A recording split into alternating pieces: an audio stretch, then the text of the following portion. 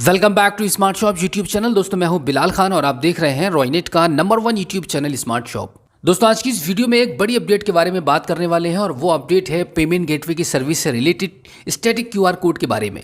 लेकिन दोस्तों वीडियो शुरू करने से पहले आपको याद दिला दूं कि अगर आप हमारे इस चैनल को पहली बार देख रहे हैं और अभी तक आपने स्मार्ट शॉप यूट्यूब चैनल को सब्सक्राइब नहीं किया है तो प्लीज़ एक बार सब्सक्राइब कर लीजिएगा और बेल आइकन को भी प्रेस कीजिएगा। तो चलिए दोस्तों वीडियो में आगे बढ़ते हैं और बात करते हैं आज की खास अपडेट के बारे में जो कि है पेमेंट गेटवे से रिलेटेड। मैं आपको बता दूं कि रॉयनेट के काफ़ी सारे हमारे ऐसे सीएसपी हैं जो अभी तक पेमेंट गेटवे की सर्विस को एक्टिवेट नहीं करा पाए हैं या उनकी पेमेंट गेटवे की सर्विस को कंपनी की तरफ से एक्टिवेट नहीं किया जा रहा है।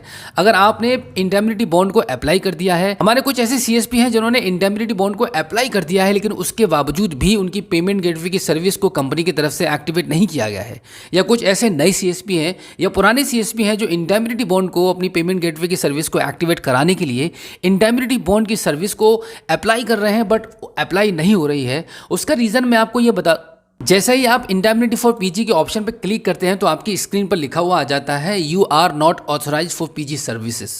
और अगर आपने इंडेमनिटी बॉन्ड को अप्लाई कर दिया है और उसके बाद जब पेमेंट गेटवे की सर्विस पर आप क्लिक करते हैं तो क्लिक करने के बाद भी आपको ये सेम एरर आता है you are not authorised for the PG service. तो दोस्तों इस वीडियो में आज हम इसका सबसे बड़ा रीज़न बताने वाले हैं कि क्यों कंपनी आप पेमेंट गेटवे की सर्विस को एक्टिवेट नहीं कर रही है, और अगर आप पहले की तरह इंडेमनिटी बॉन्ड को अप्लाई करना चाहते हैं तो आपका इंडेमनिटी बॉन्ड अप्लाई क्यों नहीं हो रहा है। तो दोस्तों आज हम इस वीडियो में यही बताने वाले हैं आपको कि इंडेमनिटी बॉन्ड अब अप्लाई क्यों नहीं हो पा रहा है या फिर आपकी पेमेंट गेटवे की सर्विस एक्टिवेट क्यों नहीं हो पा रही है। मैं आपको जानकारी दे दूं कि कुछ रोज़ पहले पेमेंट गेटवे की सर्विस को रॉयनेट के प्लेटफॉर्म से रिमूव कर दिया गया था 2 दिन के लिए, और 2 दिन के बाद से फिर से ये पेमेंट गेटवे की सर्विस हमको मिलती है रॉयनेट के प्लेटफॉर्म पर। लेकिन काफ़ी चेंजेस करने के बाद रॉयनेट कंपनी ने पेमेंट गेटवे की सर्विस को दोबारा से लाइव कर दिया है। वहाँ चेंजेस क्या हुए हैं वही हम आज आपको इस वीडियो में बताने वाले हैं।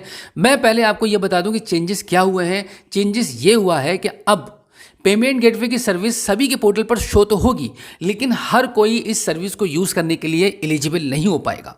उसका सबसे बड़ा रीज़न यह है, मैं आपको बता दूं कि जैसे ही कोई नया सीएसपी बनता था और नया सीएसपी बनने के बाद केवाईसी करने के बाद जैसे ही उसकी आईडी फुली एक्टिवेटेड होती थी कंपनी की तरफ से, उसके बाद जब वो इंडेमनिटी बॉन्ड को अप्लाई करता था तो अप्लाई हो जाता था।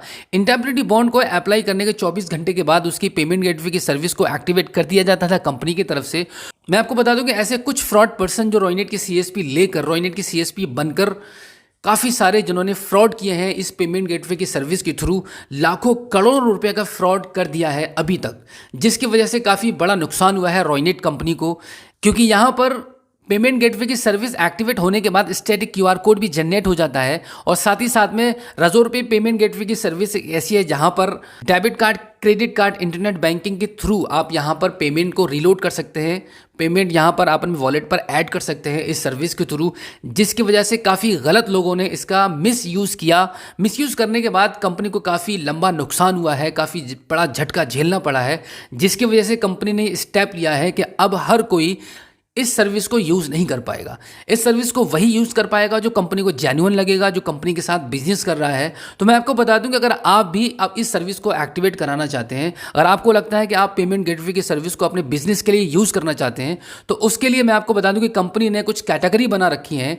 जैसे कि आप स्क्रीन पर देख रहे हैं, हमारी ये जो आईडी लॉगिन कर रखी है हमने, वो सिल्वर पार्टनर में है।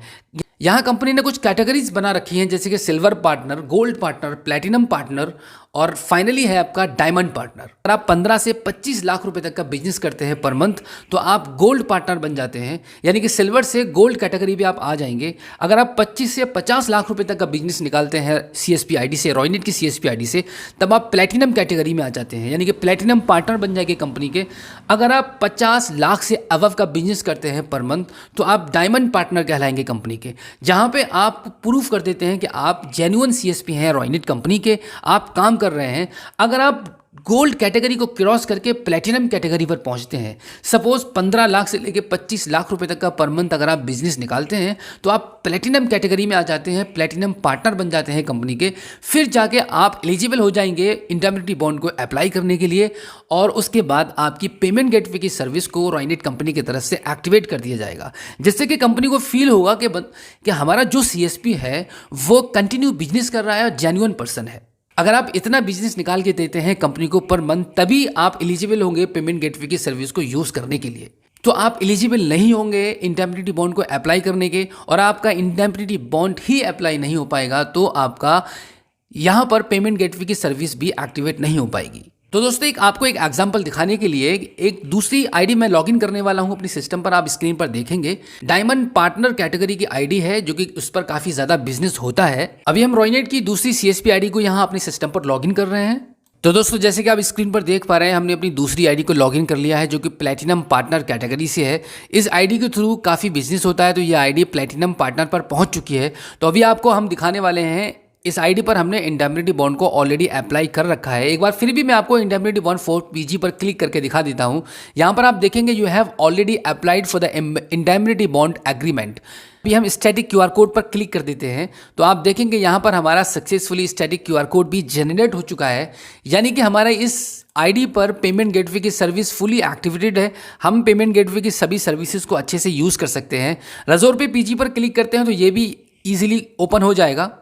तो जैसे कि आप स्क्रीन पर देख पा रहे हैं कि Razor Pay PG की सर्विस भी हमारी सक्सेसफुली इस आईडी पर ओपन हो चुकी है।